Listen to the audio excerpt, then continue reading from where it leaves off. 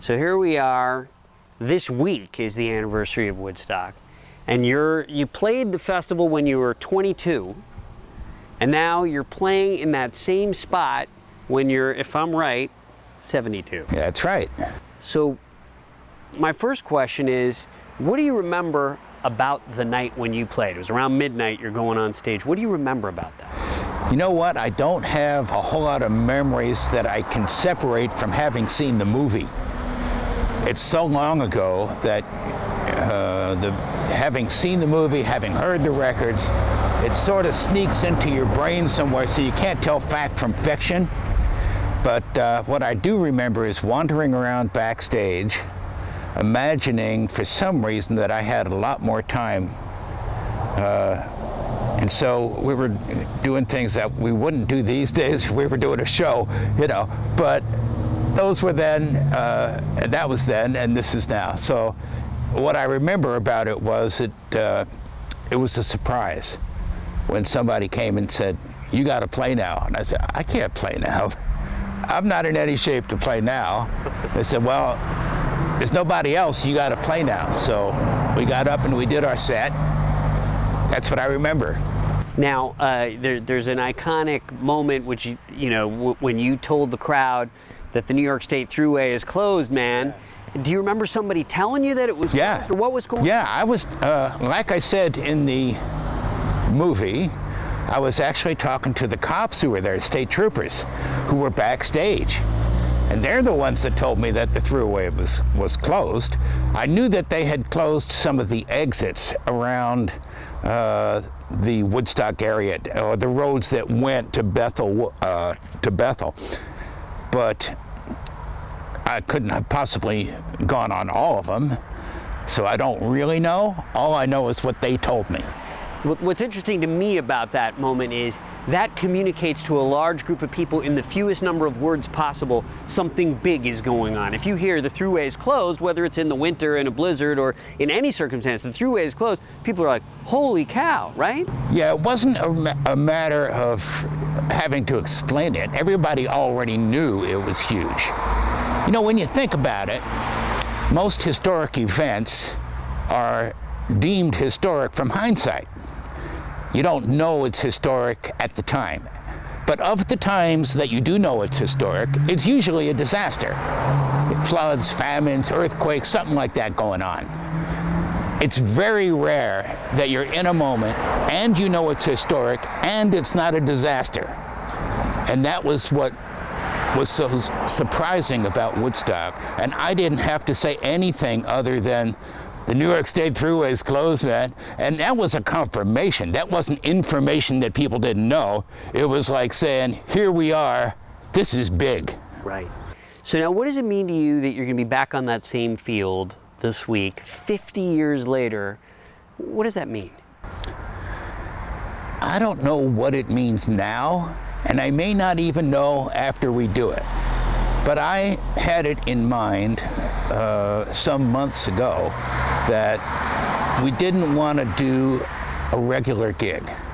We wanted to go back to the original site. And we had plenty of offers from some of the other people who were doing other sort of Woodstock 50 things, some in New York, some in the Carolinas, some on the West Coast. And I said, you know, if you're going to see Gettysburg and get the feel of what that is, you can't do that anyplace else except Gettysburg.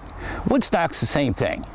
You can't move it somewhere else and call it the same thing and expect people to have the same kind of memories, the same kind of feelings for the place. You sort of have to be there. And that was true about the first one. There are a lot more people who believe they were there than were actually there, but nevertheless, their memories count too. And I think it will be a lot of fun for us to go back to the original site and just stand there. This was not a gig for money. This was, we're not getting paid. We're just going there to celebrate and acknowledge what had happened there 50 years ago with as many people who were still around as was there the first time. I wonder if that was any of the problem that they had with the sort of licensed Woodstock 50 attempt, that it wasn't going to be there to begin with, and that's what started to trip up the logistics and the planning? You know what? I'm not privy to what was going on. I know everybody who was involved in all these other things. Michael Lang's a good buddy of mine. The folks at Bethel Woods are good friends. And we had great offers to go and do this and go and do that. And I said, no, man, that ain't keeping the spirit. I want to just go back to the original site. If there's a couple of hundred people, old timers, I'll play for them for nothing. That's the idea. Well, they're clearly thinking it's going to be more than a couple hundred people, because they've already told even we, the media, you need a special parking pass, you need a special permit, nobody's going to be allowed past this road. It sounds, in some ways, it evokes the sort of crowd control era. It's a sign of the times. You can't do anything anymore. You can't have any fun hardly. You know, the days are gone when you could rely on the goodwill of people. Now everything's got to be a law. Everything's got to be, you know, sort of follow the dotted lines, keep to the right, do whatever you're going to do, but don't get in trouble. And that was another time, another place. That spirit is still there, even though they try to squeeze it in. When you think about it, most of the laws that we have are made because people don't always use common sense. Before, you didn't need a law to tell you something, you just had common sense and you did that. Well, as there's less and less common sense, there's more and more laws. And if there's more and more laws, there's less need for common sense. So I'm pretty law-abiding most of the time, but I'm not a big proponent of it. Now, since you brought up the law breaking, and we're standing on the site, actually, you tell me, this is the site from the song, correct? This is essentially Alice's restaurant, but it was Alice's home.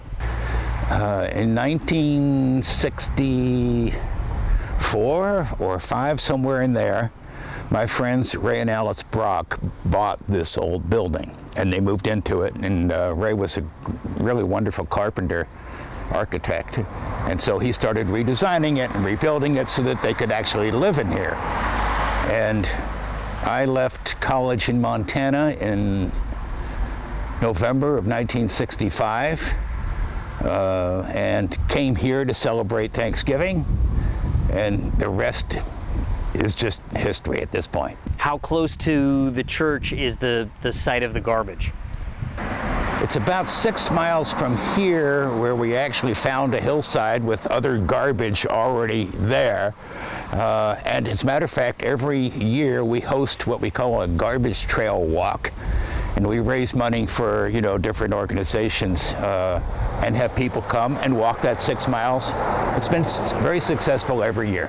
I've read where, you know, you gave the song a long break because for a variety of reasons. You talked about how the draft was gone, the world had changed. Then you brought it back on the decade anniversaries. Yeah. You're bringing it back for Woodstock?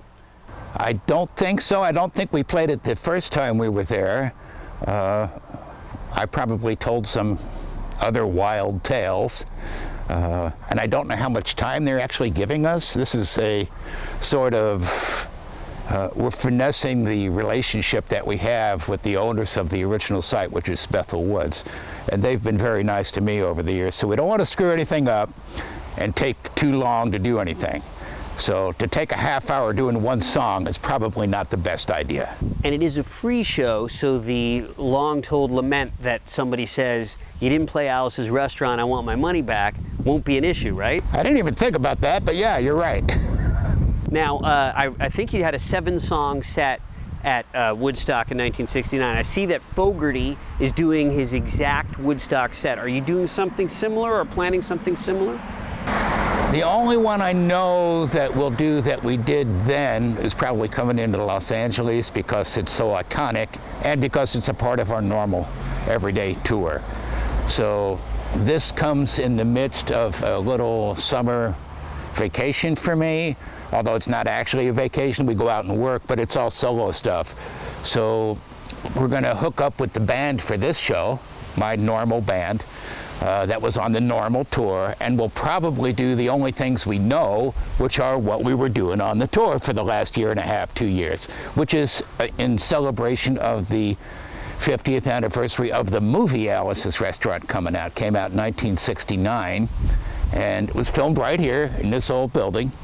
And we acquired this place 20 years ago, something like that. And so we're just happy to be the caretakers at the moment. 20 years from now, it might belong to somebody else, I don't know, or 50 years from now. But for now, it's under our watch. And so we're fixing it up and keeping it going. I saw you, I think it might have been in a Facebook post, writing about yourself, still playing, that you still have that spark. And people are probably surprised that you've been doing this now for how many decades? I did my first show at a little place called Gertie's Folk City. It was on West 4th Street in the Village. I was 13. It was 1961. And my dad's friend, one of his best friends, a guy named Cisco Houston, was playing there that night. And he invited me on the stage to do a few songs. And I got up there and I was shaking like a leaf. I mean, I was terrified. But I got through it. And I walked into the little dressing room afterwards and I said to myself, Arlo, you are never doing that again. I've been doing it every day of my life since then. So much for vows. You also vowed that when you were 18, you were never going to learn how to do anything else, because you talked about your mom saying something to you. That vow I kept. I remember my mom telling me when I informed her that I was going to try to make a living being a folk singer.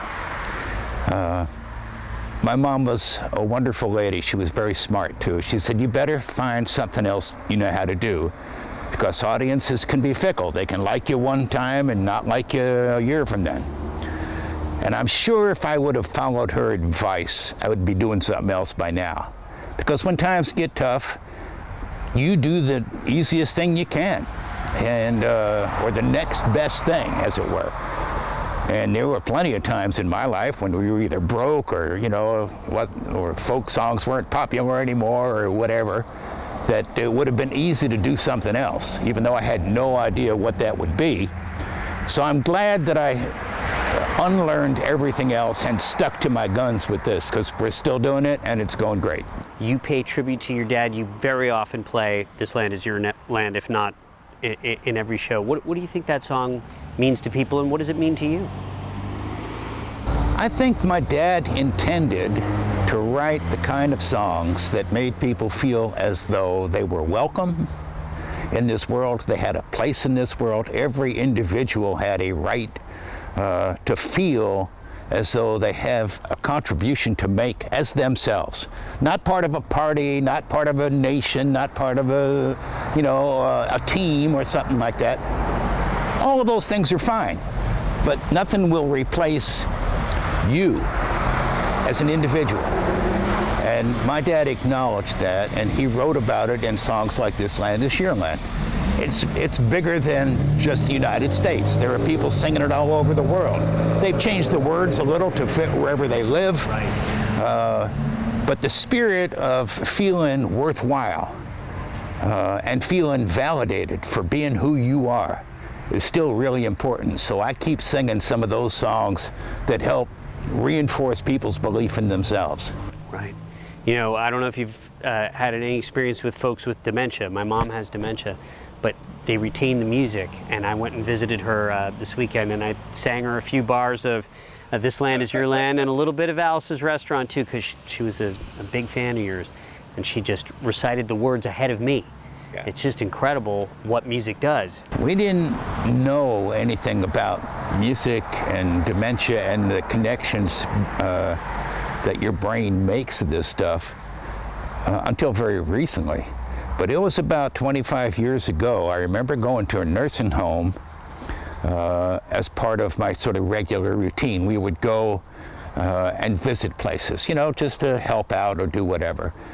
And we went into one place in Florida one day, and one of the nurses said, "Would you play something?" And most people didn't know who I was in there or anything, but I thought, okay, it can't hurt. So I grabbed a guitar. There's no microphone or anything. There's not even a stage. We're in the dining room of some, nursing home. And the nurse that asked me said, "Would you sing Alice's Restaurant?" And I'm thinking, who's going to listen to that? Who's going to sit here for a half hour and listen to one song? But I thought, can't hurt. So started playing Alice.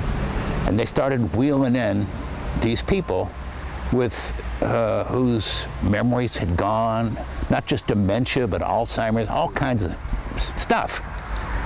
And they're all singing along, and they're all smiling and laughing. And the doctors came over to me afterwards and said, "Did you see that? What is that?" I said, "I don't know." And they began to make a connection that sometimes stories, along with music, activates another part of your brain than regular stories or regular music. The combination of them works on you in a way that independently neither of them do.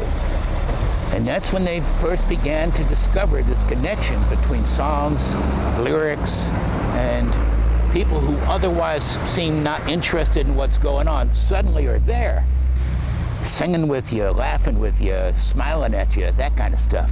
I love it. Who would have thought? It's quite incredible. Yeah.